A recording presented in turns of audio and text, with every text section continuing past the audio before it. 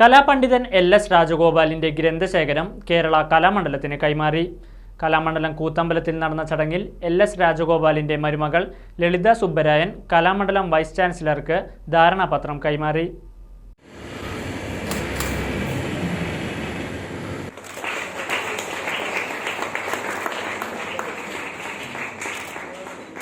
ഗവേഷണ പ്രബന്ധം, ലേഖനങ്ങൾ, പുസ്തകങ്ങൾ എന്നിവ ഗ്രന്ഥശേഖരത്തിൽ ഉൾപ്പെടുന്നുണ്ട്. ചടങ്ങിൽ ഡോക്ടർ KG പൗലോസ് LS രാജഗോപാൽ അനുസ്മരണം നടത്തി. അവര് സ്വാഭാവികമായിട്ട് ഈ ഗോപാലവാദ്യാരെ വളരെയേറെ മാനിക്കുകയും അദ്ദേഹത്തിന് വലിയ പുരസ്കാരങ്ങൾ നൽകുകയും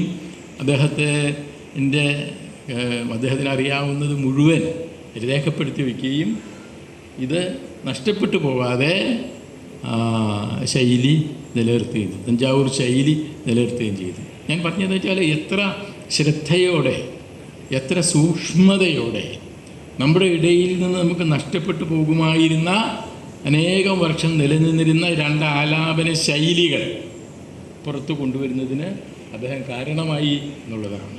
വൈസ് ചാൻസലർ ഡോക്ടർ അനന്തകൃഷ്ണൻ അധ്യക്ഷത വഹിച്ചു. നിരന്തരം ഞങ്ങളുടെ ക്ലാസ്സിൽ പറയുന്നൊരു പേരായിരുന്നു ശ്രീ LS രാജഗോപാലിൻ്റെ.